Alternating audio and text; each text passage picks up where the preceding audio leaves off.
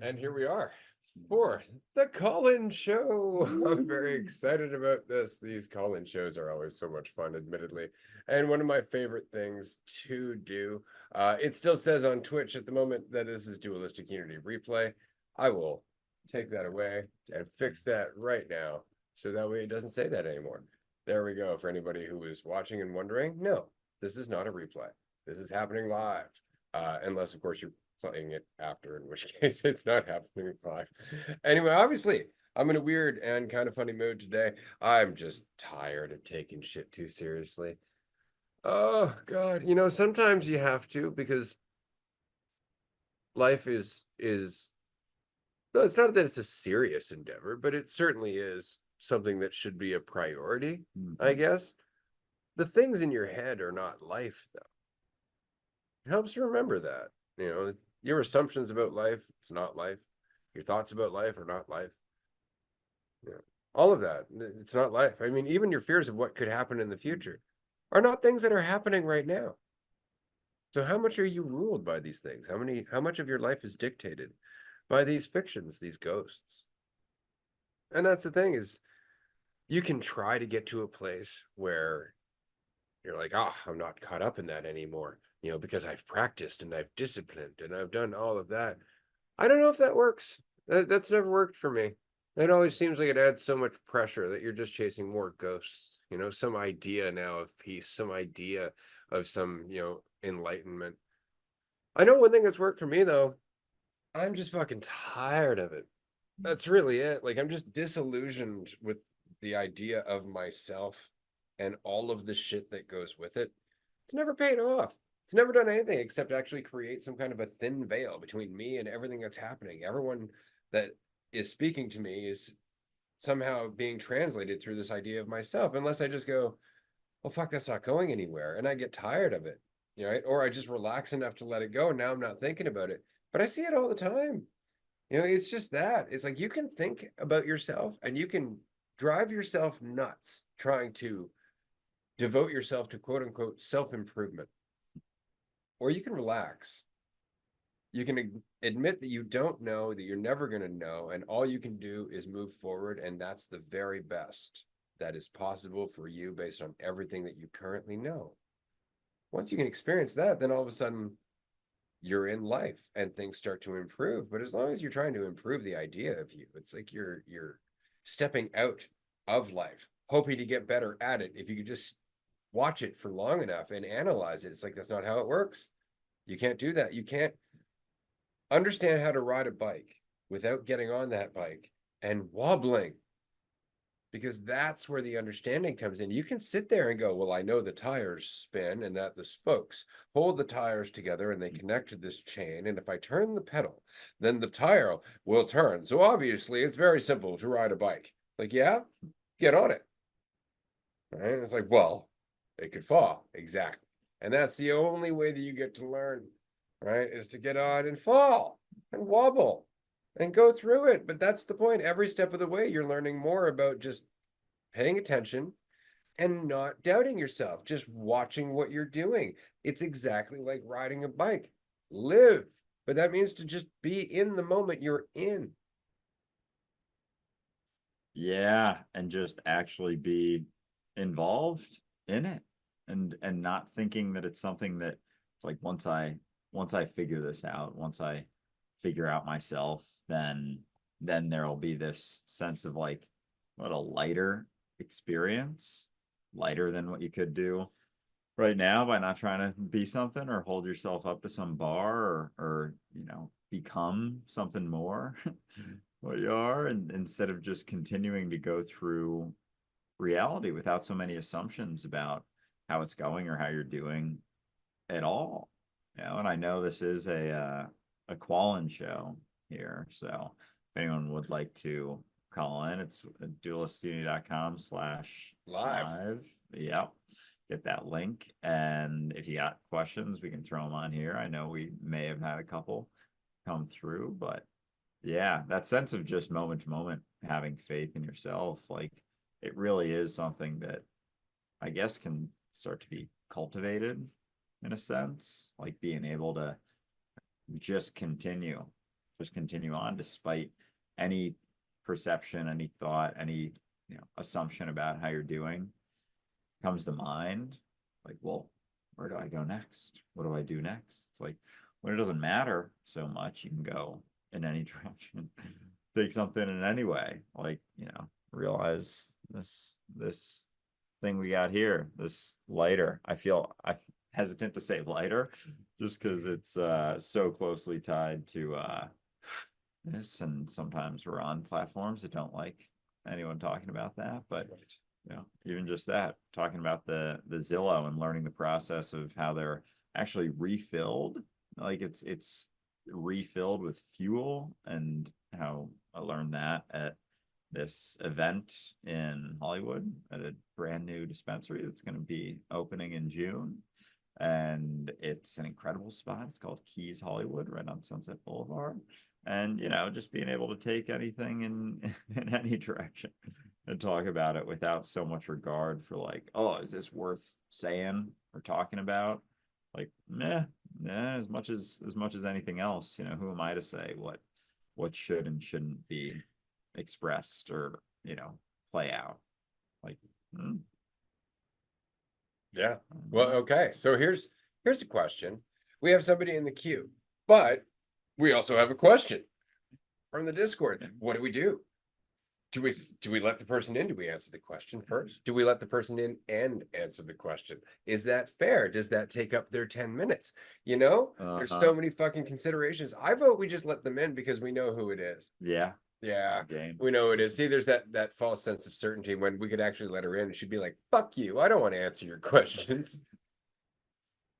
Let's see what she's got to say. Amanda, who will be sitting here with us for the next call-in show. Remember that, because we're all going to be sitting here jamming. It's going to be a lot of fun. And then we will get to this Discord question. Amanda, how's it going? Hello, how you doing? Great. I just sold my car. It's fantastic. Oh, fantastic. Congratulations. I'm relieved. That's the last thing that I really had to sell beforehand. And but that changes my plan, because instead of being able to drive to my destination to take my flight, now I have to figure out a way for someone else to drive me. And I've got to get this car, I got to get my last boxes shipped in the morning before, kind of turning over the vehicle. So I'm like, shit, great. But Okay, what's next? All right. Right, like riding the wave, man. Like that's what I put. Like, what do you want to talk about? Like riding the wave. But I had heard that there's a question. So Discord question. There was a question, and then I put my phone down. Bring it. I lost my phone. Now Bring I can't it on, find my sir. phone. All right, hold up. Actually, yeah, this is a great one. Okay. Are some configurations of mind more primed for realization than others? Hmm. We actually talked about I want to say no. Really? Nice. All right. Flesh that out a bit for me. I just because it's because I used to think that like you had to go through shit to develop strength. And that was a bitter pill for me to swallow, that people don't actually have to get beaten to develop strength. They don't have to go through harrowing situations to develop strength. And I learned a lot of that from watching people that came from what I thought were privileged backgrounds and recognizing their suffering as being just as real as the suffering that I went through, despite it looking very different. So I used to want to say like, oh, no, there are definitely people that are more primed for enlightenment because they've put in their reps, and it's so clear that they've put in their reps. But that's only me giving credit to a certain kind of rep. But every single moment that you're here, every single moment that you are paying attention or getting caught up in your story is a rep.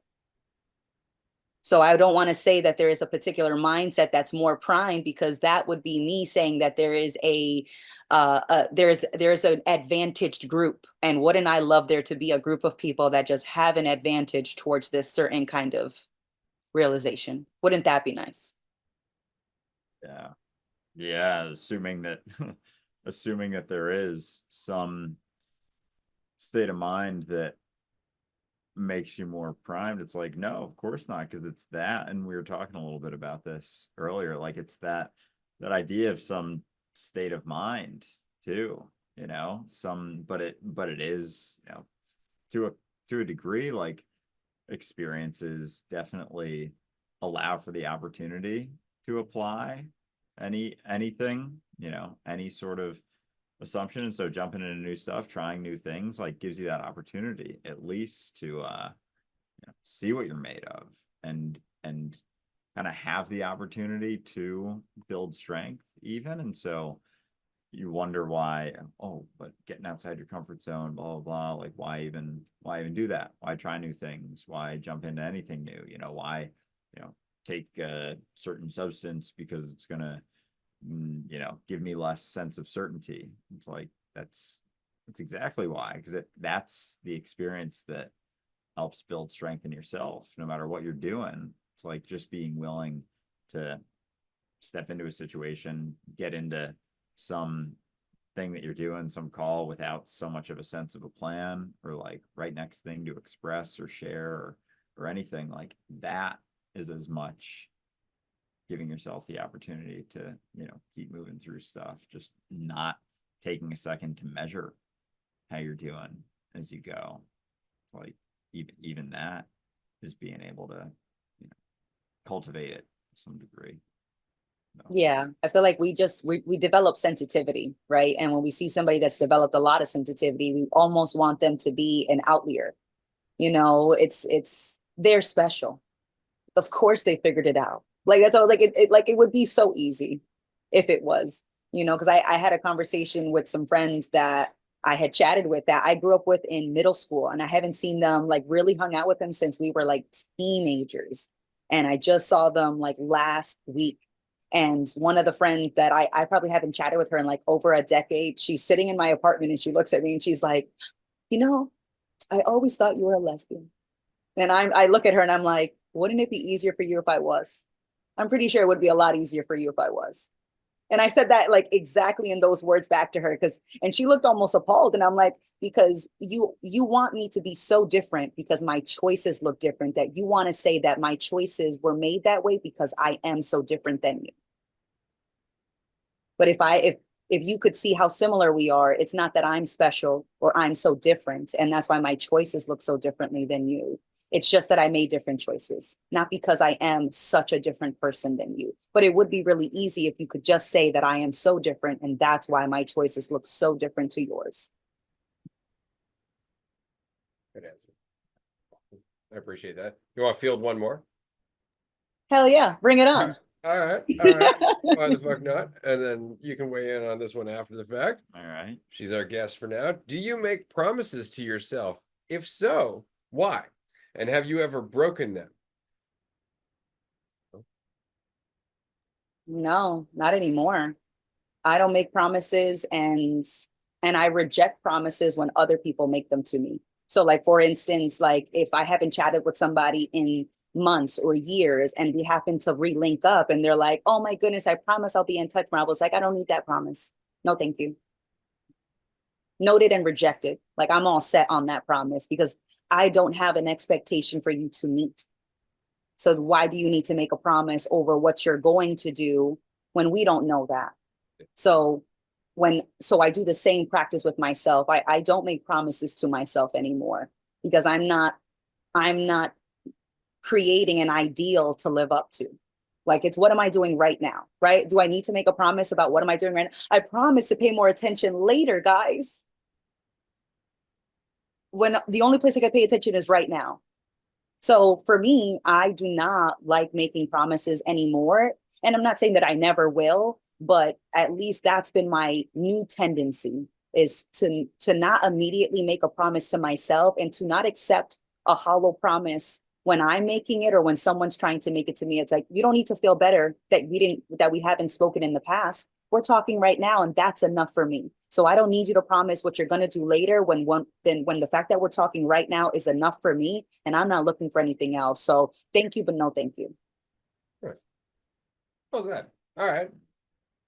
You're up. Yeah.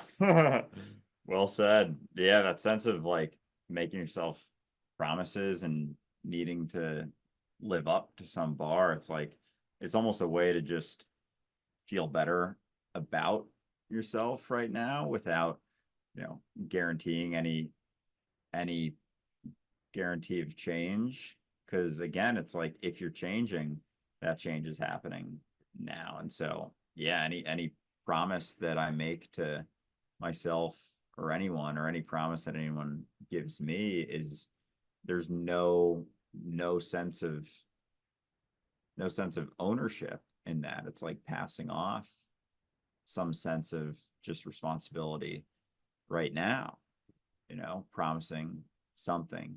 It's like it can become this sort of way that you just pass off responsibility if you promise some future thing instead of just doing it now, like doing that or doing this in the future, instead of just making the most of the experience that you're in, and just paying attention. And so, yeah, there's been, I mean, for me, making promises to myself has definitely been this sort of like driving force, even for like the next day.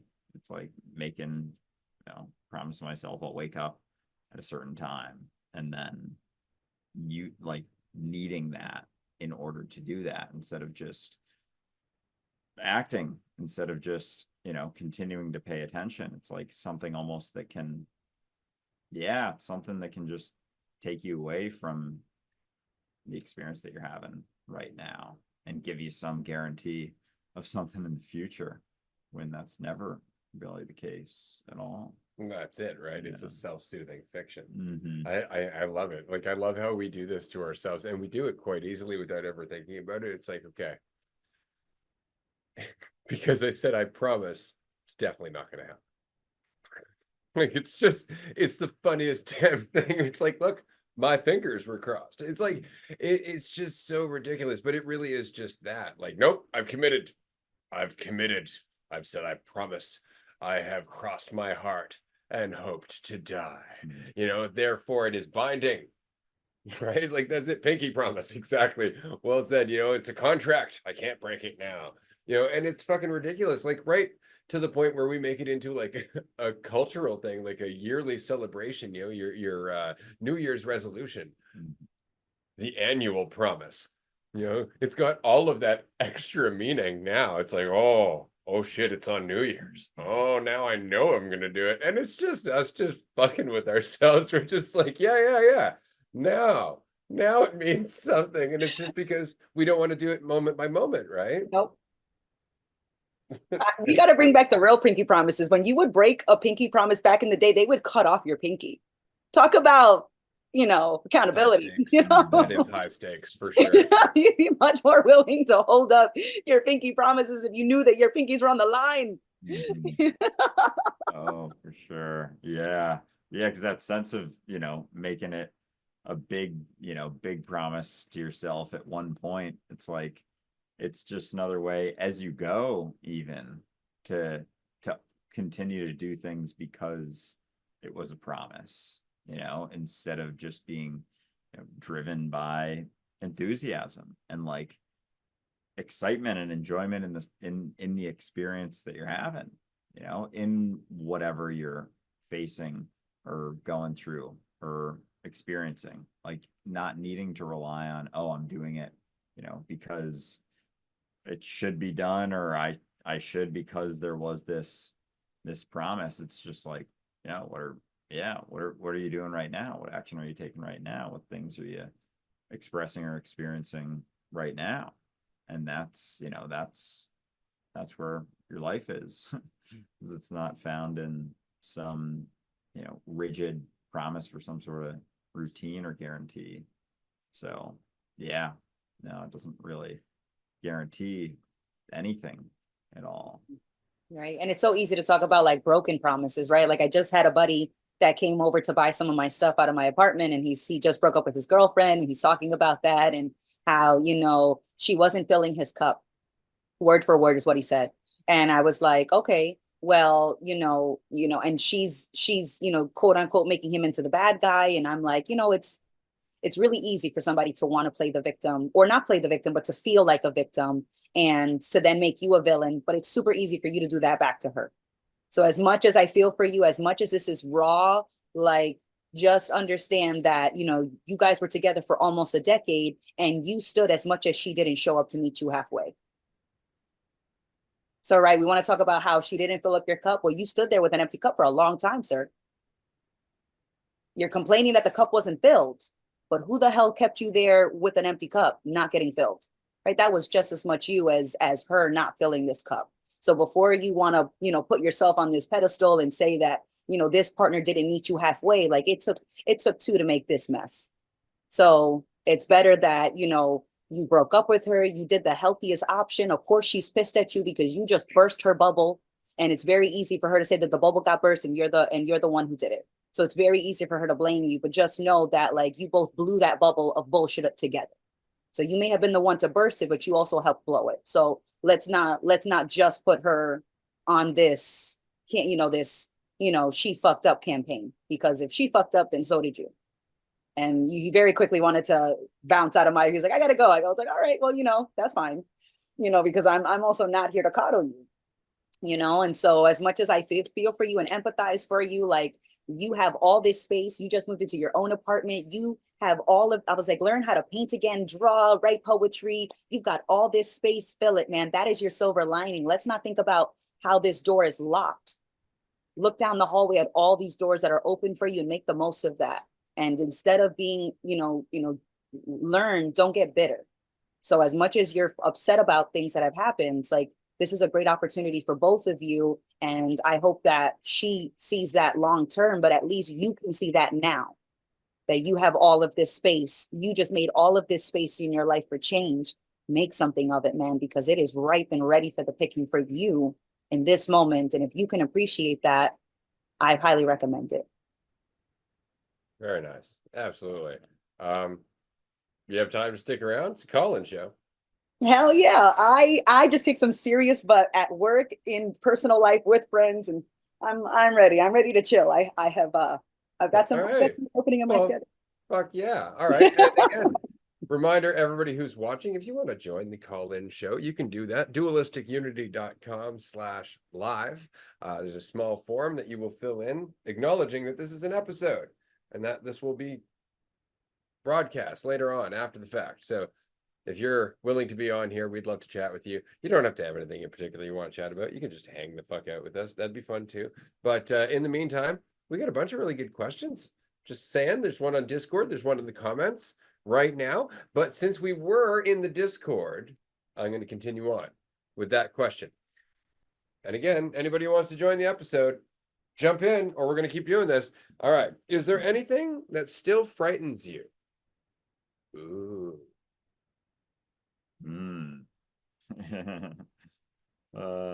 Who wants to take this one first? Can I take this one? Go for it. Yes. Fear frightens me. It's the whole point. And that's the big one. It's like, holy shit, I'm afraid. Yep, that's fear. And that's the experience of it. It is being afraid. So yes. Now, that said, does that stop me from acting despite the fear? Because that's really the question. It's not, can I be free of fear? It's, can I move on regardless of the fear? Like, do I have to be dictated by the fear, I guess, is the question. It's not that you're not afraid. In the same way, it's like you break up with somebody. It's not that you're not sad. That doesn't mean that you run back together, right? You move on despite the sadness. How is fear any different? It's not like when somebody like shoves you in a crowd and you're not pissed off. It's not, you don't go up and punch that person. You're just like, right, shrug that shit off. So why should fear be any different? It's not like you can't feel it and continue on despite it. But with fear, it's really hard to remember that sometimes. And that's really it, because that's the experience of fear. It's fucking overwhelming, right? But the more you run from it, the bigger it gets. And so it's not about running from your fear, avoiding your fear, killing your fear, escaping your fear, because that's all a fear response. So you just got to sit with it. Come to peace with it. Stop insisting it be something other than it is. It's allowed to be fear, and you're allowed to be afraid. And when it is allowed to be what it is, it doesn't require some sort of response. It's not like, you know, being afraid, like it's on the table. It's kind of like being in the shit. It's like if you're in the shit and it's okay to be in the shit, then, or just focused on anything that pops up is like, if it's still okay, then you'll be okay, because it's that response to it. And so immediately, but if you are feeling afraid and you don't think you should be afraid ever, or you're trying to hold up this bar for yourself, like, oh, I'm afraid of this, worried about this, nervous about this, blah, blah, blah, blah, like, and assuming that you shouldn't be, it's like there's going to need to be almost this response of like, no, I can do this because of this, or I can't do this because of this. And then it becomes either just like a thing that then you feel better about yourself for doing, or you don't feel good about yourself for not doing, instead of just looking at the fear itself, like in the experience, and being like, okay, yeah, that's okay there. Because otherwise it can grow and it can turn into something that it isn't, you know, to validate some perspective. But as soon as it's like, okay, there's fear, there's an experience of fear going on right now, feeling it, calling it that, whatever it is, and like that's okay too, then you can be paying attention. Because if you're afraid and you're not, you're like, oh, I shouldn't be afraid, it's like you're not going to be able to face or deal with or handle as many situations if that is what you're experiencing right now and you don't think it should be. And I think, you know, getting into new different situations, like maybe that opportunity for that experience of just fear is more, there's more opportunities for it, because does seem less like something that you have adapted to. But if that's on the table too, then then it doesn't have to be something that's gotten rid of. Right. I liked how you said that, you know, like you feel like you can't handle it. Because initially my initial thought was like, yeah, I'm scared of whatever I obsess about. I'm scared of whatever I decide I can't handle. Like, of course, immediately. And then I will normally panic and I'm like, oh no, I can't handle this. Like I'm gripped by panic. And it's because I've decided that like this situation should not be this way, and I should control it. I should control it and transform it into a situation that I can control, which is so funny. Because usually the things that I have been scared of, when I've actually experienced those things, they weren't as scary as I thought. And that's almost always been the case. I'm starting a new job. I'm meeting a new friend. I'm chatting with a stranger in a grocery store. I am, you know, going on a date. Uh, like I can panic in all those situations. And then I go to those situations. I start the new job. I make the new friend. I talk to the stranger on the street. I ask somebody for a favor. I've been walking up to people randomly like, hey, are you sitting in a car? I'm selling a car. I'm leaving, you know? So I'm like stopping people on the street, and they're just like, you could tell like it's an abrupt question. I'm like, I know this is random. I know this, but I've got extenuating circumstances. And so that's how I have been approaching people. But I have been terrified every time. And like even people that like I sort of know, like neighbors and like the landscaper of our property, and I like scared the shit out of him. He's like weed whacking a fucking lawn in front of the building. And I'm just like, I'm trying to like get to the front of him, and he keeps turning every time I try to get to like where he can see me coming. And so I'm like, oh fuck it, I'm gonna have to scare him. And I'm like, hey, I'm like, I live up there. Not a danger. I'm not a threat, but I am selling my car. Do you know anyone that might be interested? Right. But I have felt terrified walking up to that situation. Like, oh no, they're going to think I'm crazy. And I was like, yeah, but I still got a car to sell. So fuck it. Not so scary. And every time I've chatted with somebody, stranger or not, everybody has just like empathized and heard me out. Even if they were like, no, I'm not actually not, I'm not interested. But getting the no, or just having them hear me out, was never as scary as I thought it could be. And every time I thought it was terrifying was always because I was like, oh no, I don't know what's going to happen. And I don't know if I can handle it. And that's usually where that fear came from. But I was like, fuck it. I'm going to jump in anyways. I'm going to shoot my shot anyways. And even if they say, fuck you, leave me alone, I'd be like, all right, no harm, no foul. Bye.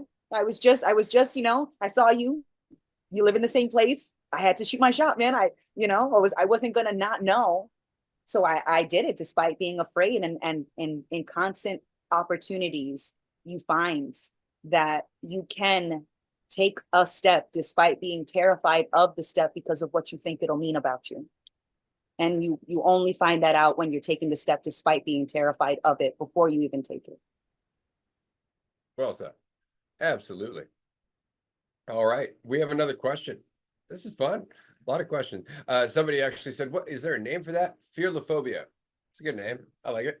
All right. Here's the question. And it's nice. I love it when they preface this. I have a question. Thank you. The question mark indicated so. Just kidding. I'm being a dick. Anyway, do we really have free choice? Sometimes it feels like I don't. That I'm just observing myself making decisions. Now that is a fun question. So, who wants to take this one first? I can kick it off. Is that a choice? Oh man, hot start, dude. Because there is that sense of like why you're choosing something and like what comes with that, the sense of ownership, is it for me? Is this decision for me in response to what? In response to, feeling better about something, but is that just some sort of assumption that you're making about an experience that you're having or about a feeling that you're having, like, the experience of hunger and making that choice. It's like choice to eat or choice not to. It's like the hunger that you feel or experience, like that's very much a real thing. But then there's the indicator of like, that means do this, and it doesn't necessarily. So there is that sense of choosing what my response is, but it's based sometimes on maintaining, and like how much is it based on maintaining some sense of, what you've always done or who you are. And so in response to even something like hunger, like someone that can become so habitual that it's like it defines me, and then every time you do it, it's like that sort of self-validating decision based on a feeling. And so if it is to validate some habitual way that you see yourself, then it makes you wonder just like whether that was something that you chose. And it can feel like it is. It can feel like you're choosing, but what is it based on, and how much ownership do you feel like you're taking based on some assumption for like, I'm choosing this because it's going to give me or guarantee me this in the future. Like in some way, it's going to satisfy something instead of not needing to satisfy something. Then it's like, where do my decisions come from? And there's at least more curiosity around that when it's not for some sense of need. And so those were some thoughts about it. I don't know if that's any sort of answer, but what are we doing here if not discussing stuff? So no, that's that what, choice. That's exactly it. Like it's like I think I'm gonna trail off there. Am I? Anyway, it's like, who the fuck am I talking about? Amanda, do we have free choice? I don't know. I really don't know. Because there are so many studies too that will say that the decision, right, like it has already been made. Like you've got two buttons to push, and before you press button on the left side, the signal for that has already flashed across your brain before you even hit the button. Like before you technically quote unquote make the decision to some degree implies it's already been made. So then I'm like, am I the puppeteer, the puppet over here? Like, but then it doesn't feel like free choice is as individual as I would like it to be.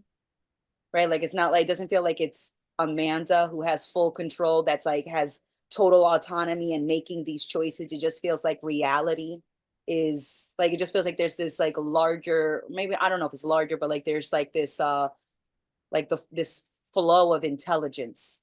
And I used to feel very intelligent, and now I feel like I just tap into the intelligence that is always is what remains. And so it doesn't feel like I am making the choice. It just feels like the choice is unfolding. And I don't have to take ownership of that choice as it's unfolding, because it doesn't mean anything about me as the quote unquote person that's executing that choice. So it just feels like there's less of a personal investment in my choices, because there's less investment in the person that's quote unquote embodying the choice. So it just feels like I'm less attached to the choices, more so. So I don't really, it doesn't really concern me as much as it used to. Is this free will or not? I'm like, you know, I feel trapped. I can feel trapped right now if I really want to try hard. So like, what are we talking about? Like with this free choice, like I can create the prison right now. So like freedom or imprisonment really kind of feels like it's a self-determined kind of self-fulfilling prophecy, more so than it's a burden to bear. Yeah, that's a great point. Like I find it fascinating because our biology tries to take care of itself in a lot of ways. Like our heart beats on its own, we breathe, all of that, our body does that. That's not something that we're choosing to do, but on the other hand, we can certainly fucking interfere with it, which I find fascinating. But these processes happen on their own. So you'll notice that a lot of what we do is influenced not necessarily by choice, but so much awareness and responsibility, and a willingness to just be aware. Like there was a study where, I guess an example, I'm not sure what to call this, where basically somebody was standing in the middle of a park and they had a drink with them, and the drink was either hot or cold. And they would, as somebody was coming through the park, they go, "Excuse me, can you hold this for me?" And the person would hold the drink. Okay. And they would hold it for a few minutes, and then they'd give it back to the person and they would continue on. Well, then somebody else would come up to them and go, "Excuse me, do you have a moment?" And they would tell them a very short story about a character and ask at the end, "What did you feel about that character? And what kind of character do you think this is?" The people who had held a hot drink thought the character was friendly. The people who had held a cold drink thought the character was distant. And what's funny about it is that not one of them stopped and went, "I don't fucking know."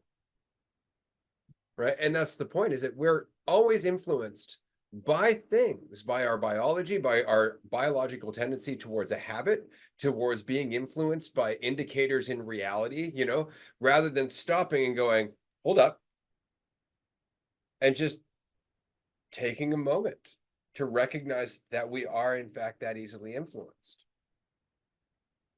So, do we have free will to the capacity that we're willing to? And I think that's just it. Like we can operate almost on autopilot. Our body's going to try and keep us alive, but often as we do that, as we're lost in our head because we're not paying attention, we end up doing stupid fucking shit. Right? And it's because we're acting out these biological impulses that really have no reasonability, really have no awareness. They lack empathy, right? It's just the body trying to do its best without you in the fucking driver's seat. It's like the car swerving all over the fucking road, and it's doing the best it can. You're not in the fucking driver's seat. So you're experiencing as much free will as you are willing to be responsible for. And the more free will you are willing to be responsible for, the more you have to surrender the fiction that you're hiding it from it. So yes, I would say that you have free will, but that it is either the very small-minded individual will of an organic being trying to survive, or a reflection of the collective will being reflected through you. It's a spectrum. And yeah, what you're willing to look at, and like how many considerations you're willing to take in, but also not focus on necessarily, like considerations in reality, not thought about considerations like that. Then because it's so much of it is self-honesty too. And if you're being absolutely honest with yourself, it's like that shifts actions, much more than not being self-honest. Yeah, because being self-honest means being here, means being uncertain. Because Uh-huh. what are we being honest about other than our avoidance of life? That's it. That's it. That's all we're doing if we're not being honest with ourselves. It's like that sense of, being able to be separate from anything, as opposed to just expressing yourself, you know, as opposed to just expressing what you are and what you're going through or facing or dealing with or any of it. Because any thought about like yourself and expressing yourself and sharing things, like it comes from that sense of control, that sense of certainty, and you wonder if like a lot of society is built in response, you know, to certain experiences, like certain things that people don't want to be self-honest about. So you just believe in someone else telling you the right way. If I just do these things, if I just do these things, if I just don't do these things, then, you know, it'll all work out. It'll all play out, instead of just like moment to moment being willing to, you know, have that faith in yourself to get through whatever you're going through, and to be honest with yourself as you go. It's the most relaxed thing you could do in the moment, you know. But if not, it's like, yeah, it's not going to be very relaxed. Your experience, there's going to be some degree of tension if there is some, you know, story or assumption you want to make about yourself, or even what something means about you as you go. I want to answer a quick question from the comments section. Thank you, first of all, for everybody who's asking questions. We very much appreciate that. It informs the discussion, which might provide an opportunity for an insight that we wouldn't have thought about otherwise. And so we really appreciate you being here. The question was, and I love how direct this is, where can I find the link to join? Because I don't have my keyboard in front of me, I'm not typing that in the comments section. You can go to dualisticunity.com/live or live, however you'd like to pronounce it. It's both the same fucking word. Point is that you can join us. Just go to that link, fill in the form, and you'll be here for up to 10 minutes. And of course, we look forward to chatting with you. It's true. Live, live, it's the same thing. It's kind of like content and content. I always found that fucking fascinating. It's like, wow, okay. You know, when I you know, I guess can come to terms with my content, you know, I can be content, as it were. It's just like, it's easy enough. But I thought that was funny. I don't know, just going on a fucking tangent there. Hey, that said, if we have any more questions in the comment section, throw them at us, or you can do it on the Discord, though I'm not watching Discord anymore, just because I've checked all that and we answered the questions. But if there's comments in the comment section, do feel free to, if there's comments in the comment section, I'm just gonna stop fucking talking now. If there's words in the comment section, any types of words, and it's okay to segue like that, everyone. You can just be Uh-huh. like, whoa, yeah, I are there? am saying things. Uh, Aha, there is. Okay, so I'm also left wondering, is there really any way to know if what I'm doing isn't already present somehow? Yeah, there's an absolute way to know. It's not. It's not ever not present. Let me put it that way. It's always the present. You can't not be in the present. You just can't. You can't. You can convince yourself you're not, which is kind of funny. I always find that just fucking fascinating. Like, we can get so caught up in the idea of a trajectory, time before and after, that we can actually convince ourselves that we're somehow in that rather than here. And it's just fascinating. But the fact is that no, you're always in the present. The real question is, why are you avoiding it? Yeah. It Right. is. Because thought always brings you away from here. You're always here. And so when somebody had said the other day, like, you know, the alternative is to be here. And I was like, I think we're all here by default. And we pretend that the alternative to being here is thinking, and how that feels like we're not here. And I'm like, but I don't think, same thing. I had the same thought when I was thinking about like comfort zones. Is like, you know, I really got to work to get out of my comfort zone. I was like, you really got to work to get in that fucking comfort zone, because it, like, when are you not in a state of discomfort? Like this, like I have to get out of the comfort zone. I was like, I think you run back to that comfort zone so fast that you think that you have to work to get out of it. It's like, no, we put in all the work to stay in it, because life feels uncomfortable and we think that that's a problem. And so it's very easy to just get caught up in your thoughts because you feel like it's so overwhelming. And I love this insight that came out of one of our recent retreats, which was that life very easily feels like too much. But you could easily say that there's just so much and you don't know what to do with all of that so much. But just feel it one bit at a time as things are bubbling up to the surface of your attention.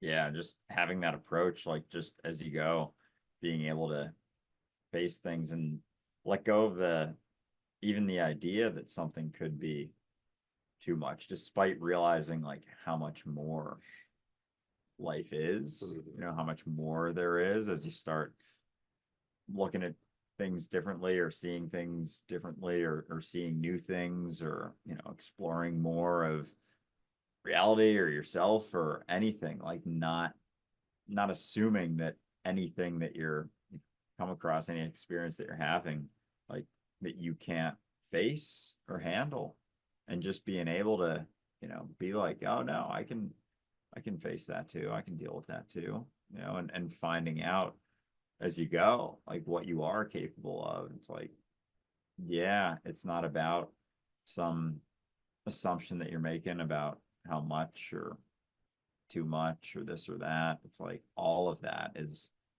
just some assumption of how something is going relative to how you think it should be going. And like, there it is. There's that should right there. It's like, look at that, because that's where it's coming from. That said, we've got somebody in the queue. Hello, everyone. Or rather, hello, this person. We're going to let them in. It's Maddie. We love talking to Maddie. Maddie has been to 2 of our retreats, and it's always been awesome. If you would like to join the show, remember, dualisticunity.com/live. You'll end up in the queue, and then you can join us right after this. But I'm very curious to see where the conversation is going to go now. Maddie, how the fuck's it going? Hey guys, not too bad. Just, going with the flow, seeing where everything takes me. Yesterday I kind of fucked up at work a little bit, but it actually wasn't. I was taking an engine back to our workshop and it wasn't strapped down properly and it fell over. But interestingly, I wasn't freaking out like as much or thinking like, oh my God, what's going to happen? And I was just like, I don't know what's going to happen. Like, but whatever is going to happen, I'm ready to like just take it because there's nothing I can, really do other than say that I'm sorry and just learn from what had happened. But yeah, Amanda, that's awesome that you sold your car.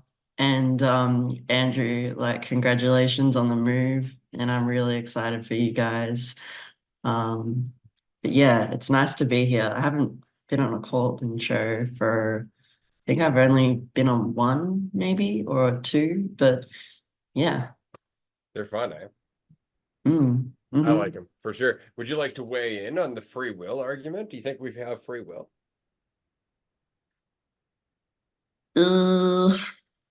I I don't know. It's hard because we are like there is so much influence. Like we have influence, there's influence influencing us. I honestly don't know. Maybe it's a moment to moment thing. Like in this moment, I have the ability to choose what to do next. Sometimes I don't know, because like your body also needs to do things as well. Like if you gotta pee, like you can only like hold that off for so long until it's like, okay, I like have to give in, I have to do this. I feel like it's a yes and no answer. I honestly don't know. Like everything leading up to now has been, I don't know. It's like I really don't know. I kind of want to say I don't know. It's such a interesting question to think about because yeah. Yep, agreed. I love this question just because again, like, what do you mean by I? First of all, I was like, what do you like? Whose will are we talking about exactly? Right? There's that question, but then there's the idea that okay, so I'm influenced by everything that I've ever been exposed to. but I can also stop and know that. So that kind of changes things. Like all of a sudden, it's like I can just kind of go on autopilot. I can just do everything according to all my influences, or I can stop and become deeply skeptical of those things. But then again, am I becoming deeply skeptical because of some influence in that direction? And so it's so very hard to know, isn't it? But again, what do I mean by I? Because it all falls apart there. Because if it's all just influence, then it could just all be one organism. It could be all one I, in which case we're all just reflecting the same goddamn will. It's all of our free will, in that we have none. Yeah. Definitely not individually, right? Because as soon as it can feel like that, it can feel like you have that, but it's like, because if every decision that you make is based on some assumption that something's going to lead to some other sort of thing, and you don't really know that anyway, and you start to realize that, it's like, oh, there's no guarantee of anything anyway. And so choosing one thing versus the other, you're like, well, I don't know what to choose or what to do. And that thought of like wants comes into question, because it's like, well, if I know that there's no way to guarantee anything one way or the other, then how do I choose things now?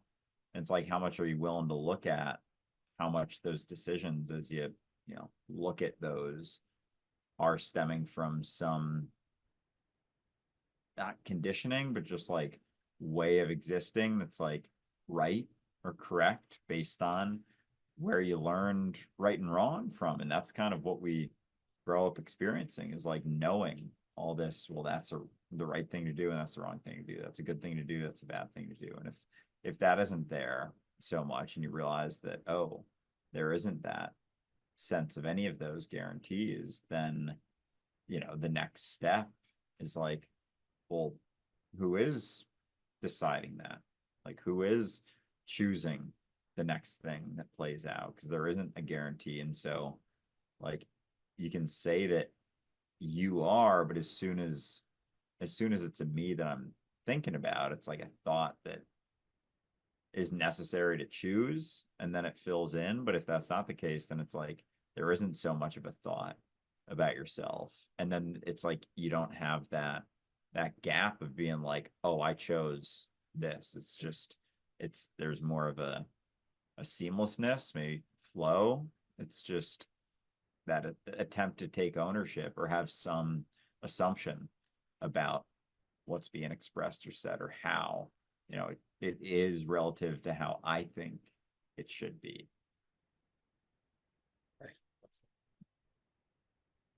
Anyone? I know we kind of already discussed that, but Yeah, Where do we go from here? Pick a direction.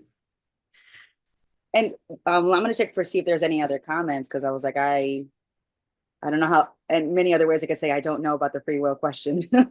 We got ooh, that's a good example. I don't know what it was, but I'm very glad that it was a good example. Aside from that, no, then we are just left here freewheeling with our own desire to go in one direction or the other. I'd like to take a moment to bitch about Dune again.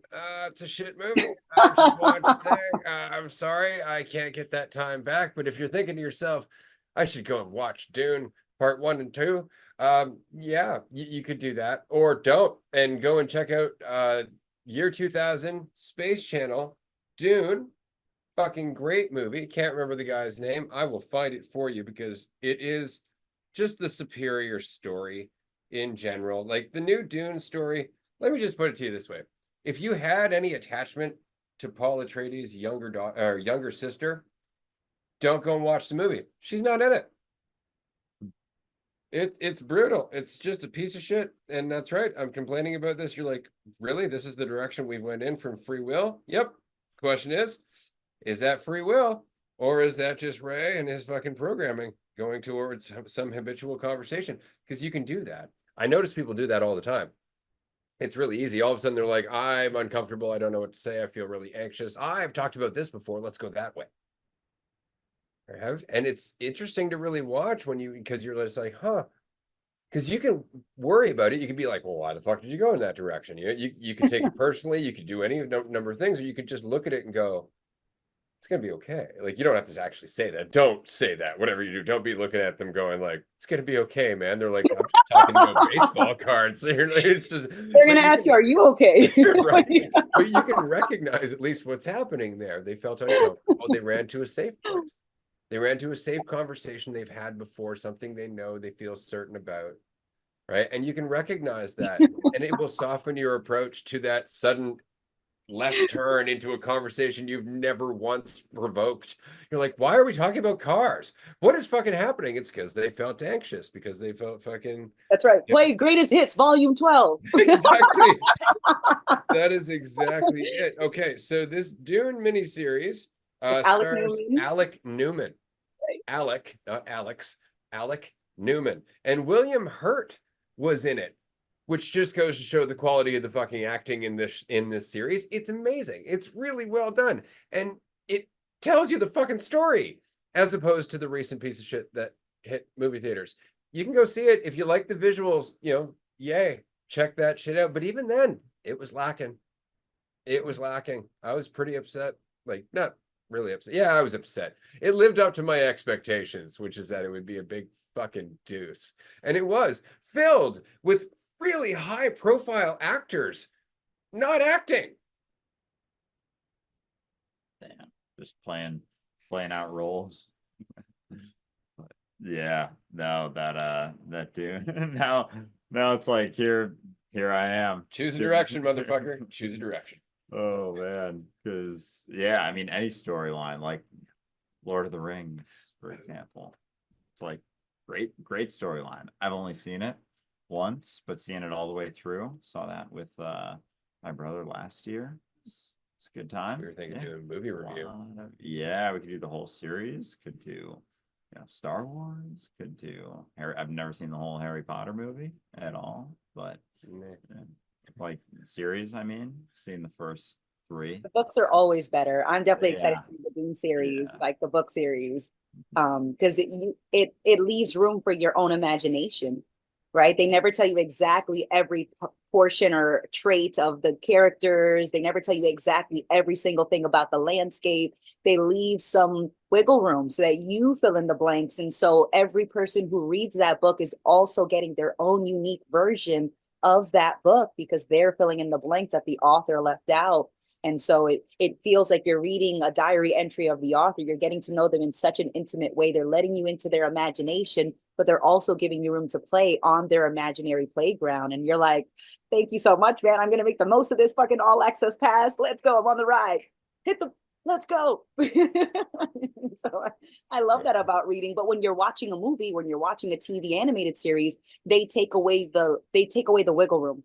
They're giving you exactly what the scene is, what the character is, what the traits are, what the plot is, what the character development is. They give you one very tunnel vision, limited version. And so the books rarely meet my expectations because usually the choices that get made for the movies are what they think is going to sell best, not what they actually think resonates with their interpretation of the author's creation. Agreed. So we're done talking about Dune now, and I just wanted to say thank you for everybody going down that merry little jaunt with us. Appreciate it. Maddie, as always, it's nice to see you. I look forward to hanging with you at some point in the near future at a retreat, no doubt. 2025, we don't know where our big international retreat might be, so keep your ears open, but appreciate that you could join us today. I don't know if we're going to see you on Patreon after, but thanks for joining us today. Thanks, guys. Unfortunately, I will be at work, so I will not join. It's not But I'll unfortunate. be on It's the call. fortunate. Work is good. I'll be on the call tomorrow, though. All right. Well, thanks so much, Maddie. You take care. Have a great day, guys. Bye, Maddie. Talk to you soon. Well, look at that. And we're not going to have much time now because we have somebody else in the queue, which is great. Look at this call-in show. Fuck yeah. If you would like to jump in the queue after this person, Jackie, I just wanted to say, go to dualisticunity.com/live. Sorry, I had to sneeze there. And now we're going to let Marie into the show with us. Marie, always good to see you. Here she comes. Marie, what is up? Live from New York, we got Marie. That's awesome. On a Oh, man. Tuesday afternoon. Marie! Hooray! Good to see you. Hello. Hello. Good to What is see up? all of you. Yes, happy Tuesday. Boo, boo, boo. Yeah, I really had nothing. I think I put in the comment, I don't know what I want to talk about, but I've been really enjoying listening in on the conversation today. And it got me tripping thinking about like the free will question. Because I really liked the aspect of thinking about like how much is just like we're influenced by, like it's just a lot of our decisions are based off of that influence. But then like what Ray was saying, because this is what I was thinking too, like once you become aware though, God, how am I gonna put this into words? Jesus. There feels like there is choice, because there's like I'm choosing a lot of times how to approach situations. And okay, but then goes back to the trippy thought of like, who am I talking about? Because I guess once I become aware of that though, once I become aware of there's no identity here, let me just be the moment. That feels like a choice. You know what I'm saying? Like that feels like, but who's making the choice? It feels like it's just like you go back and forth with this. So which is why I wanted to jump in, because I just get so fucking jazzed by this conversation, and like and freaked out by, like I feel all the things. Like I'm like, yeah, whoa, oh, scary. I don't know. A lot. And what's cool though is I had a what's it called? Ooh, I'm gonna have a bubble. I had a class today with my kindergartners. We're wrapping up the year, and I've been teaching them mindfulness this year. And I let them know today, like for me, what mindfulness is giving yourself the space to remind you that to trust yourself, that you got this, and that I spoke on the amount of times that when I would have fear or an intense feeling, I would hide in a corner. I would run away from that feeling and run away from the thing that gave me that feeling. And and then I realized that like I could just continue on even with that feeling, that there had to be this trust in myself to go through the thing regardless of the feeling, that you're always going to be okay because you're here. And so I started talking about this, and I just like so appreciate getting the space to talk about this, especially with like kindergarten age kids. And then I go like, okay, what did I just say? What did you all hear from that? And I love hearing like, perspectives, because this goes even with talking to you all or whoever's listening. Like everyone's gonna have their perspective of what the fuck I'm saying, and even I do. So, and who's saying this? I don't know. Where's it coming from? Don't know, but it's happening. And so the kids responded with like, even when you're like feeling a lot or feeling hard feelings, like you could do it anyway. And I'm like, yes, okay, cool. All right, we're picking things up. We're putting things down.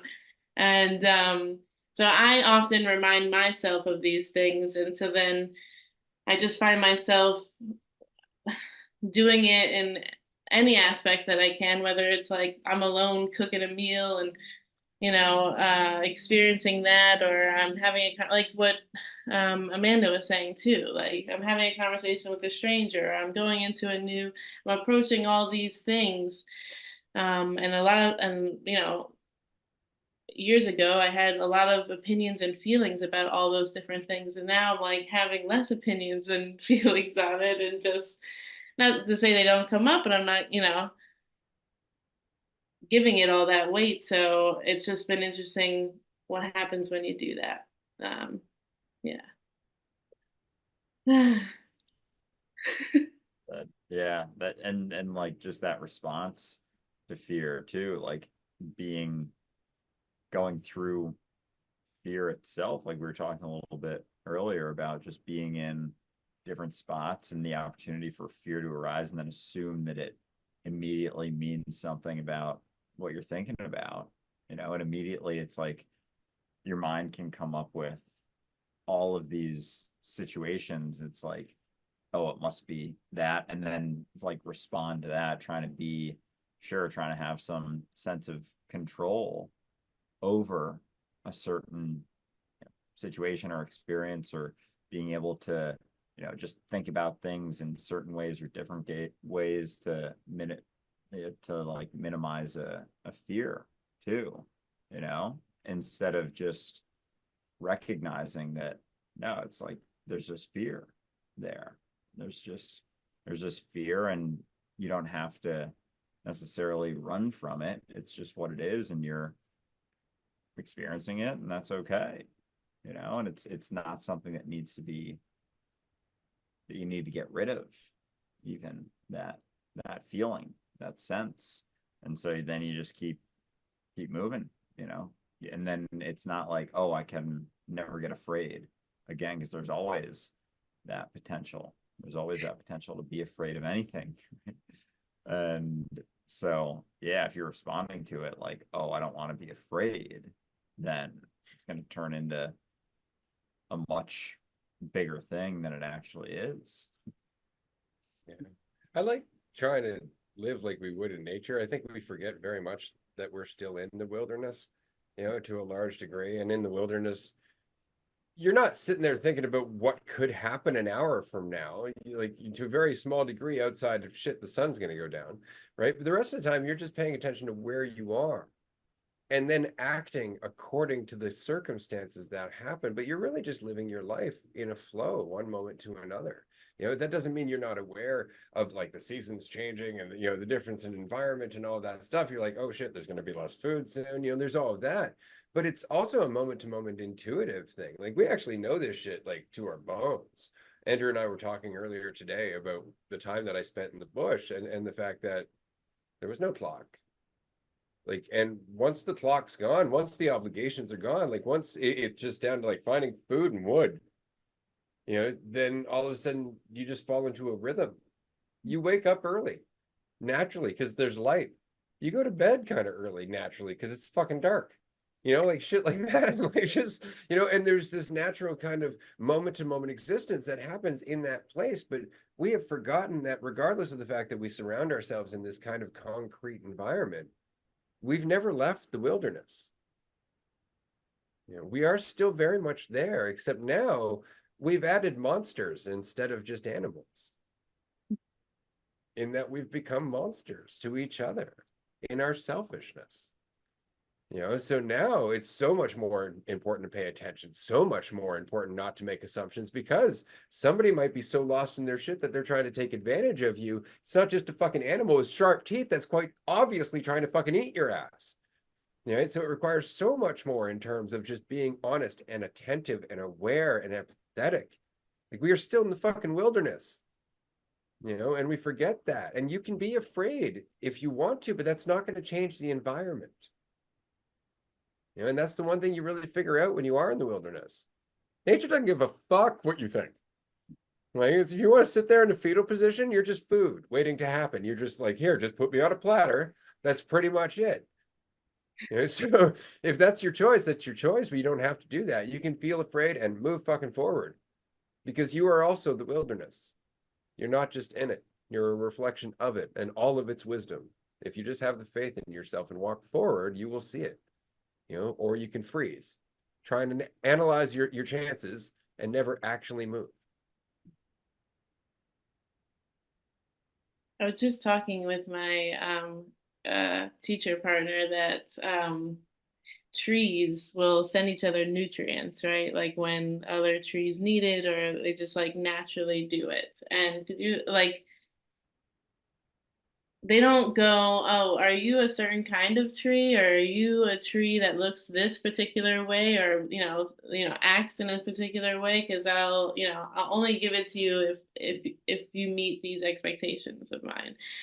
Instead of just recognizing the good of all of us as if we're giving each other what we need, and and we make it become some kind of special thing that you have to look a certain way or have these certain things to obtain, like you just make all these rules up because I guess we can, I don't know, but it feels absurd, but also very funny that we often think we've become so removed from nature, not recognizing it is still nature because it's us and like we're a part of nature, and so we're just doing the thing.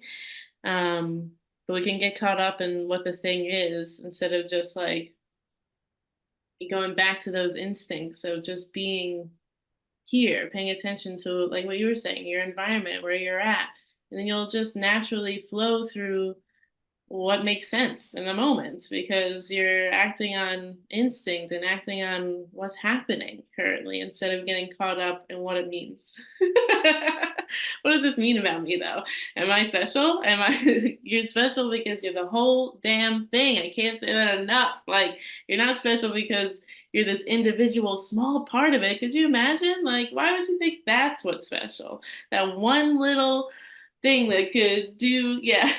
But I know. It's just it's silly because when I don't get caught up in my own, uh, even just claiming that, but like in Marie's nonsense, and I just focus on what's here, what's happening around me, and what I can do from there without thinking about what it means about me. It's just, oh God, so much more fun. Well, that's it, right? But it stops meaning anything in terms of value, right? Like it becomes a non-issue. It's not even a question. Like it's not something you can think about. And this is actually something. It's funny. You'll love this response because, of course, you know me and my whole thing about Jesus being just a person who recognized we're all the same fucking thing. And fuck, I was going somewhere with this, and I just derailed. Oh my God! Bam, gone. They were saying something, and then I said something, and it was very funny. And that was the entire point of the story. That's what I've got. Appreciate the cliff notes. You're welcome.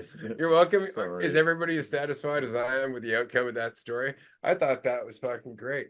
I was going to go somewhere with that, and then it just trailed off into nothingness. And I guess that's the point, right? Like, so what? You know, you can do that, and it's just fine. That's what I was gonna say. There it is that you can do that, and it's because you don't need to be any higher. And so this person's issue with me saying that Jesus is just a person was he's like, oh, okay, so you're putting yourself on a pedestal, and the other person, somebody else is like, no, I'm pretty sure he's just putting us all on the same level. And the guy responded without missing a beat. Right, but if we're all on the same level, now we're just gonna have to establish who's higher again. It's like, no, you don't. You don't have to do that at all. Like it's the whole fucking point is that you don't in fact have to establish some new measure of our value whatsoever. But it's so reflexive. It's reflexive. We're like, if I'm not establishing a sense of value, how do I continue on? It's like you just continue on. All right, but how do I know I'm better than you? It's like, give it up. Because as long as you need to be better, you will always fear being worse. That sucks for everyone. Yeah. As soon as there's something you gotta hold on to or way to see yourself, it's like holding on to those things is what's cutting you off from like just being able to experience things without some sense of this being what I think it is, or some sense of like measuring yourself as you go, or some sense of something to live up to even, and if you got to feel better about yourself, like there's always, even just in that, like, oh, I feel good about myself, I'm afraid of feeling bad about myself immediately. And as soon as there's that investment in something about myself, like you're on that spectrum right away, instead of just letting it go and not needing to measure yourself against anything, or trying to live up to a certain standard that you're only creating for yourself, because like all of the standards are they're just assumptions. There's just a bunch of people's different standards, and you couldn't possibly live up to all of them. So what's the point of even trying? It's like, why not just live? Why not just do the thing that makes the most sense and continue to do that, and you know, see where your life goes, see where your life takes you, instead of, because if you feel like you gotta control it to the next thing, it's like you're always gonna do that, because that's very fucking tense as you go. It's like you can be tense your whole life, or you can stop doing that and not have to check in as you go with how you're doing, which, you know, sometimes includes how relaxed you're being. It's like, am I more relaxed now than I was? It's like, you don't need to do that either. You don't need to measure that sort of progress. How well am I relaxing now? It sounds stressful. Mm-hmm. Very much so. I just wanted to say, Marie, as always, we really appreciate you calling in, being a part of everything, you know, being you. As far as it's like, do we have free will? I think it's all Marie. I'm gonna pin it on her. Take that however you want. It's all Marie's will, and we are all subject to it. It's just that we're all also Marie. So maybe I'm blaming myself, if in fact there's any blame at all. So Marie, thanks for being awesome. It's nice to have you here. Thank you all, for real. We will see you next time, hopefully on Patreon, shortly after this. For sure. Nice. I fucking love the call-in show. They're so much fun. That said, we got a little bit of time left, just a little bit though. So if you would like to jump on to the call-in show, you can do so at dualisticunity.com/live. And that will take you to the link, which will take you to another link, which will take you to the show, where you can talk to us about a bunch of shit. And I don't know if anybody's noticed, but I'm having a great day. I'm really having a bunch of fucking fun today. And it's just because why not? Why not? Like, we always have this impression, like, if I'm not feeling serious, I am not getting self-improvement done. I'm not crawling out of my shit. I'm not going through that cathartic process of healing. Like, no, you're going through some theater that you need so you can eventually go, all right, I'm done now. That's it. Yeah. The shortcut there being, you can just say, I'm done now. And just be here. And recognize the only thing you're avoiding in all of your thinking about anything regarding the fiction of yourself is life. That's what you're avoiding. You're avoiding the fact that here now, you have no fucking clue what's happening, where you're going, or what it means about you. That's reality. You don't have a fucking clue. And that's okay. It's not something to worry about. It's something you did worry about because you were tiny. You didn't know how to feed yourself. You didn't understand how the world works. You didn't understand how to speak. You know, you didn't understand how to take care of yourself. And maybe you still don't, but now you got a fully formed fucking body and a fully formed brain. You have the ability to figure that shit out. You really do. So all of the things that once motivated you to just follow along are gone now. Which means that you can stand on your own in reality, here and now, and start figuring out what that means for you. Because it is just possible that all of the answers that you've ever been given by anybody were wrong. It is just possible, but that nobody fucking knows. That everyone's just guessing. It's entirely possible you are the only one that can understand reality. Maybe it's on you. And that goes back to the choice, the free will conversation. What do you mean by you? You know, but it really does have to come down to that. What if there's no gurus left? Are you just going to wait for someone to follow and they're going to lead you into fucking another circle? Or are you going to dare to stand on your own and just walk? Just pick a direction and go. And as you pay attention, you will become your own guru. And that, just that willingness to stand on your own, and like, because as soon as you're looking to someone else, it's like some expectation comes with that, you know, comes with that looking to, and it's like, that's not faith in yourself at all. Like, faith in yourself is very much a solo journey, or it can feel like that, but again, it's not this thing that's built.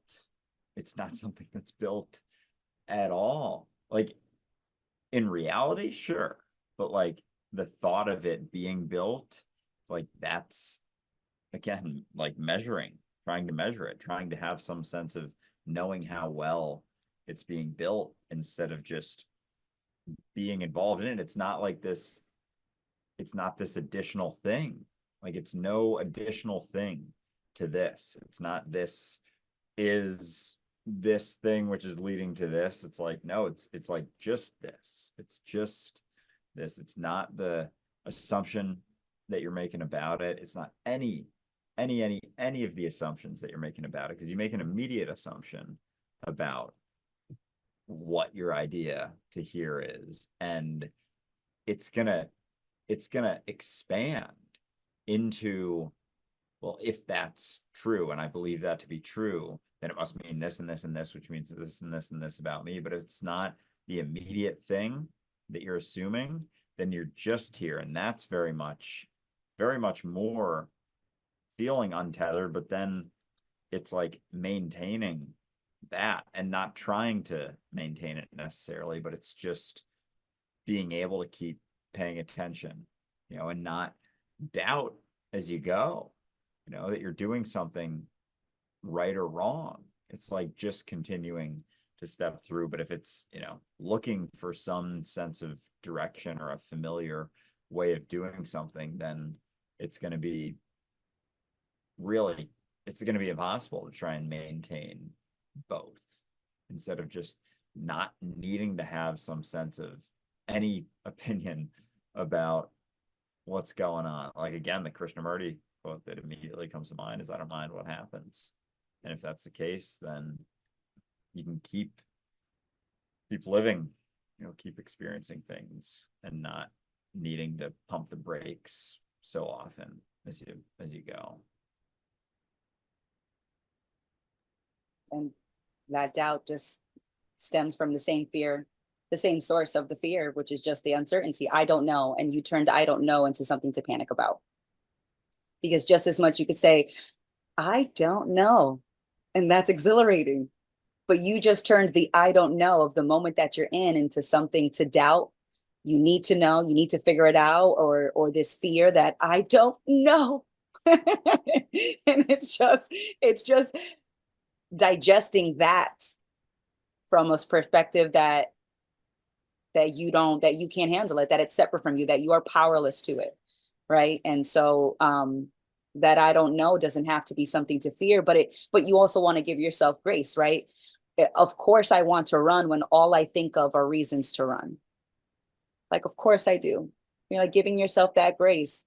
And when I am honest about that, it's a lot harder to run when I admit that I gave myself the reason to run. Then that reason doesn't look as scary anymore. But that only happened when I was willing to admit and see, and to have that moment of honesty with myself. And then that scary I don't know became, I don't know. And then that turned into, I don't know, let's find out, and yet the I don't know never really changed. All that changed was your perspective of the uncertainty that always remains. And so just coming back to that and being honest about that uncertainty, and how you don't have to turn it into a problem, because it's not a problem until you look at it like it is. And then there's immediately a pressure and an expectation to come up with a solution, because you just classified it as a problem. Yeah, keep following the I don't know. It's like, I don't know what's going to happen, and I don't know how to feel about that, right? Like, is panicking the right response? I don't know. Shit. It's like, what am I left with? I don't know. Shit. And that's really it. It's like, I'm left with here now. That's it. I'm left with here now. Pay attention. Pay attention, and that leads to something else, and that leads to something else, and that leads to something else. You don't have to fucking know. You don't have to know all of the things that you think you need to know, what it means about you, how valuable you are, where it's going into the future, what people fucking think about you. You don't need to know. You don't need to know. And what's worse is that the need to know haunts your very fucking life. Every moment, it's just this constant weight that actually makes it harder for you to listen to people, to talk to people, to express yourself and enjoy your moments. Because you need to know that you're doing so. You need to know, I'm making the most of my moments. And you can't like that. What you can do is stop thinking about it. And all of a sudden you realize that you are actually enjoying your moment. It's funny, I was talking to Amanda yesterday. She was talking about the definition of perfect. It just means whole. That's all it means, is whole. It has nothing to do with being a concept of perfect, where everything is exactly right according to the fucking judgment of my brain.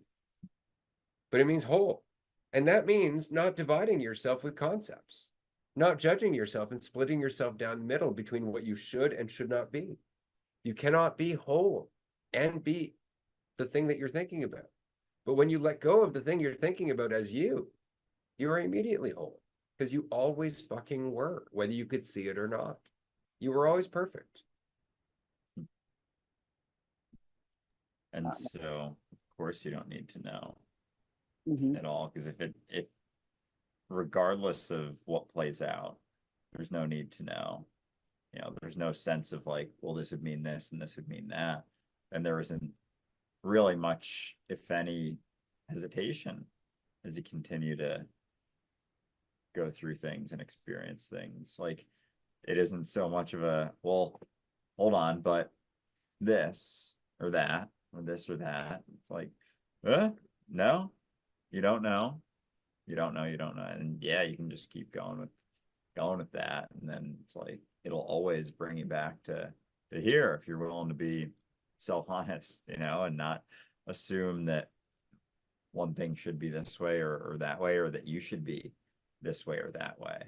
And there's, yeah, and I mean, that's got to be as close to the flow of things as you can be, is just not having so much of an opinion of anything as you step through reality, you know, as you keep exploring whatever all this is. Mhm.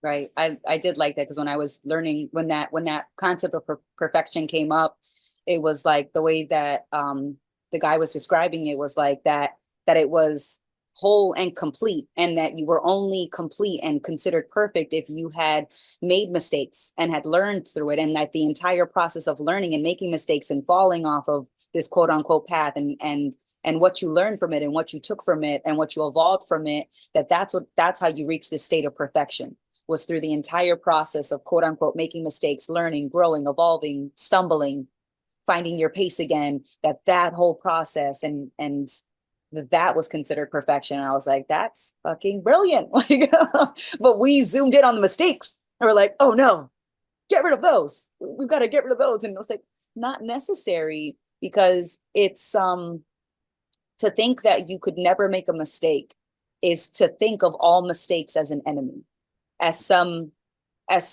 we're waging this war against mistakes, and the only way we win this war is if we never make a mistake again. If you were to sort of accomplish that, that would only mean that you knew everything, right? Because for you to never make a mistake means that you know every choice and every ripple from every choice and how that's going to come back to you, and then how those next decisions are going to come back. And that would just be entirely scripted and curated. But there would be no surprise, there'd be no spontaneity, there would be no organic growth, because everything would be a prediction that is just being fulfilled that you thought of prior to the prediction being experienced. And it's like, I don't need my life to be a prediction. In fact, I'd like to find out. Right.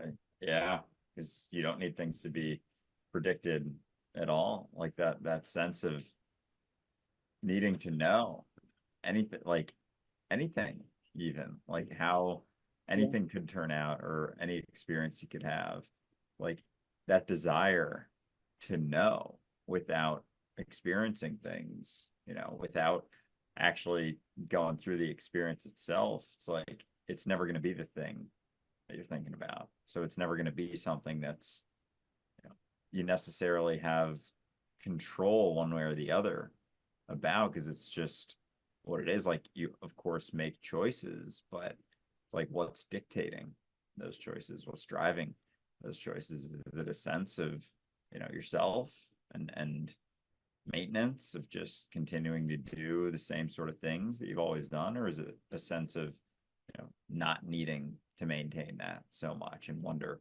you know, what's there, you know, what's on the table, and being able to, yeah, because if you're willing to do that, then you can step through new situations without so much of a need to measure yourself.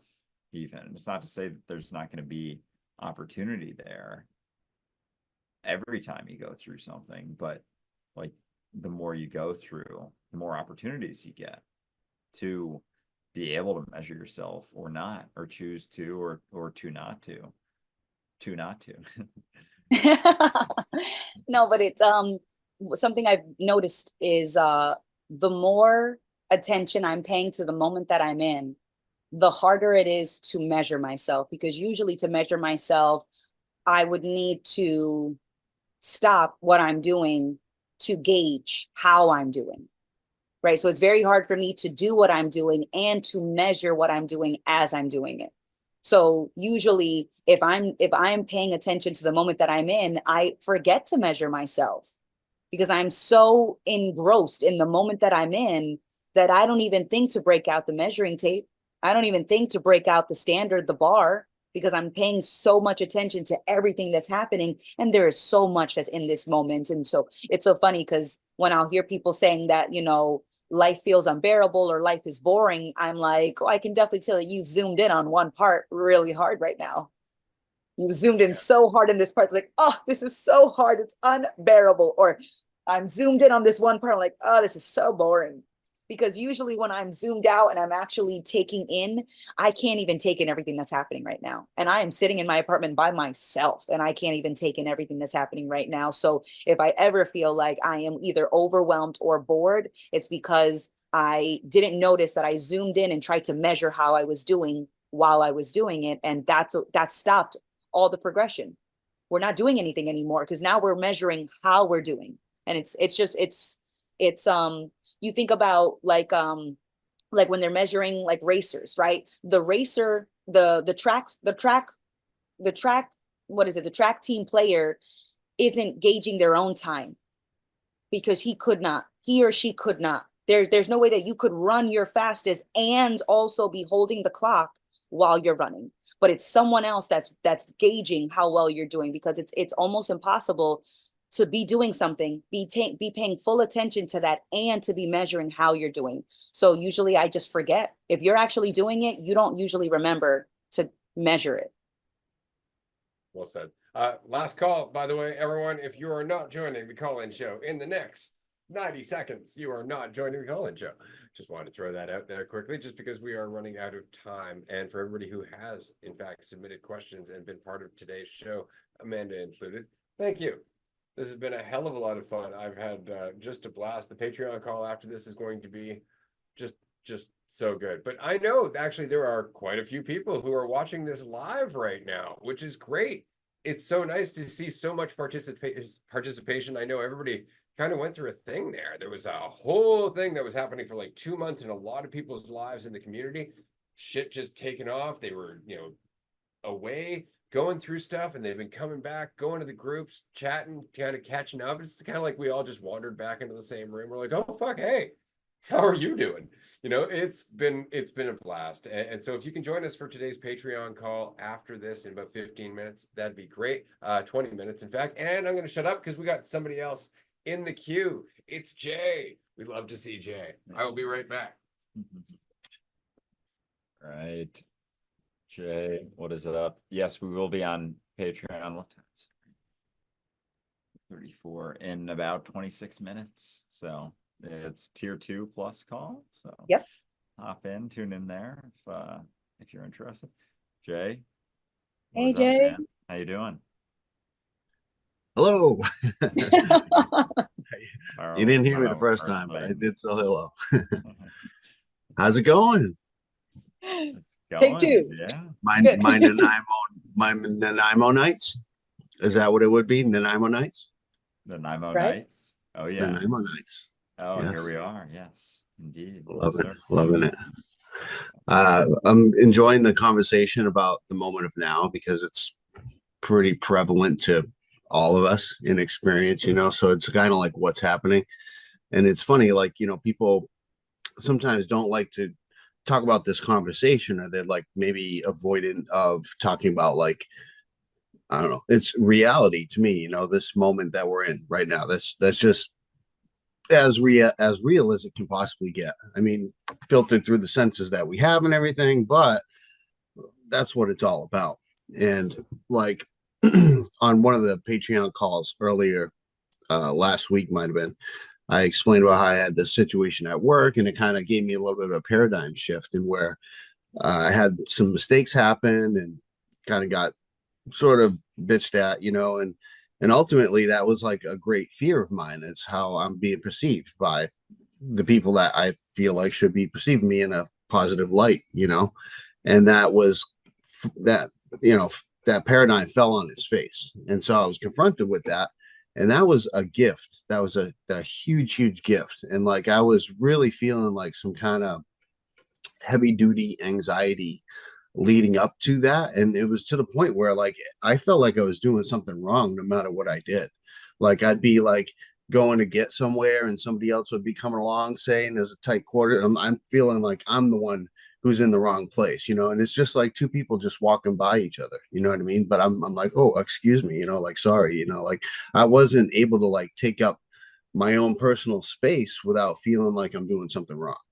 And that paradigm shift that I had when I got bitched at or whatever, it made me realize that I don't really need to consider other people's opinions, and I don't really need to like hide who I am being in the moment either.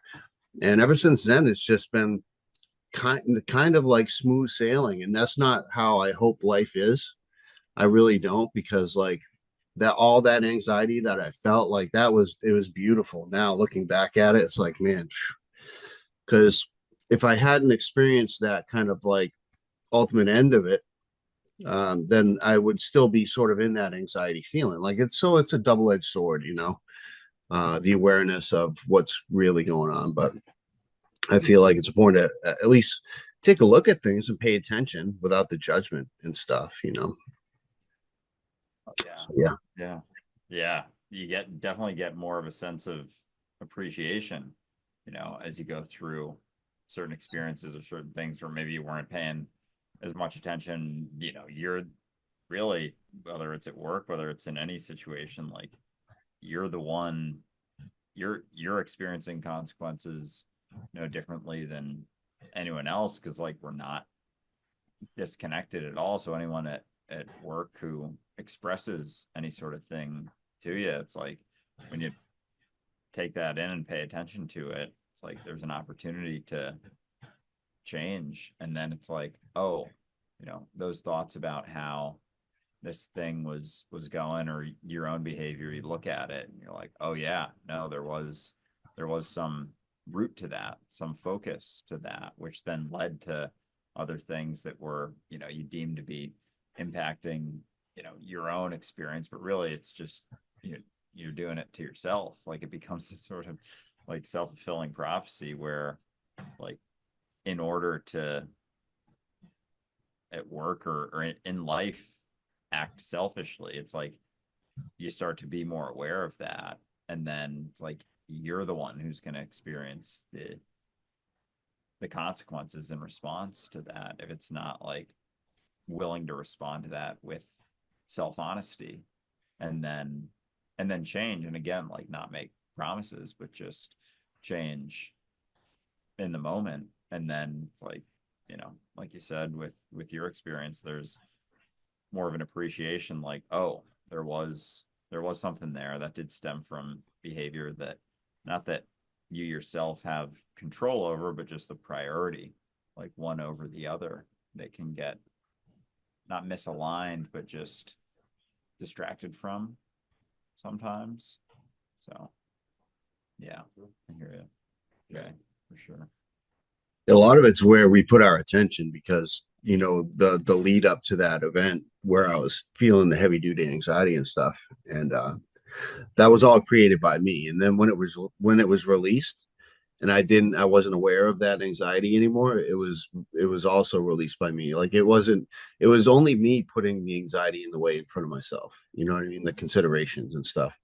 And so that was where the paradigm shift was like real, as far as how it's felt in my life. And it changes everything, when I'm not walking around scared, like I'm walking on eggshells, gonna offend somebody, or any consideration about how people might take me or perceive me or anything like that. If I'm walking around like that, I'm gonna get a response from other people, because I'm kind of sending out those signals, you know what I mean? And people are going to respond in kind. So I'm like creating this scenario that I'm desperately trying to avoid, you know what I mean? And that's really what the paradigm shift was like, hey, Jay, you actually like made that shit happen, you know what I mean? And you don't need to like continue on with that.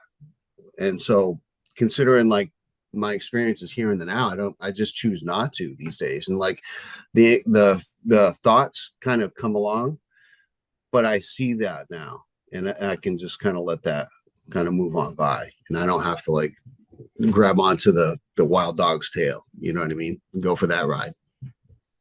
Well said. Well said. Yeah, it changes everything. Like all of a sudden you just got so much more time and free space. And it's just because all you can do is what you're doing. You know, like it's all you can do is your best. And sometimes people are going to be like, I didn't like that. You're like, I can get that. You know, and like always, you don't have to feel like less just because somebody doesn't like what you're doing. It's just a natural impulse, and it's just because we were graded. People didn't like what we were doing. We didn't live up to their standards. We suffered for it. Like we were actually told, like, no, you're not a very good student.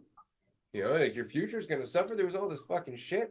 And so now you go to like, my daughter recently, she's applying for a job at a local little juice stand. And she's like, what's your biggest piece of advice? I'm like, don't think this matters. You know, like, don't think that if you go in there and you do the interview and you don't get it, that it means anything about you. Like, there are so many reasons you may not get that job. You know, there's so many reasons you don't know, but we always want to go, no, I know why.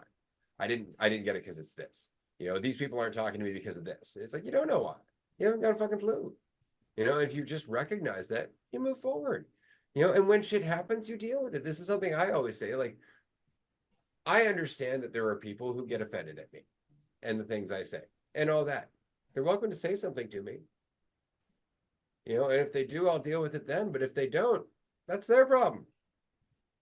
Right? Until then, like, that's it. But I don't go around going, oh, that might have offended someone. If it did, they can talk to me. You know, and that's why I don't mind going about, is because I'm not afraid of those conversations. Like, I'm not afraid of admitting I did something insensitive. I'm not afraid of admitting I might be wrong. You know, tell me. Or you can hold a grudge, in which case, again, not my circus. And thinking about it all that time ahead of time doesn't really need to happen. Like you said, there's just so much more time. And like I've noticed that, because there'd be times in the day when somebody would say or do something that normally I'd be getting all stressed up and worked up about, you know, and that event would happen, say, and I'd be like, oh, that's interesting. And it wasn't personal like anymore. You know what I mean? So like that was the end of that. It didn't turn into this big long diatribe in my head about, you know, oh, he said that or he acted that way, so he must be, you know, talking shit about me. Now this guy's going to talk, you know, all the scenarios, you know, we all come up with all this crazy stuff. I don't mean to call it crazy, but it really kind of is, because it's all just created out of nothing, you know, like, and even if somebody just straight up told me what they think of me, they still don't even know me. They still have no idea who I am.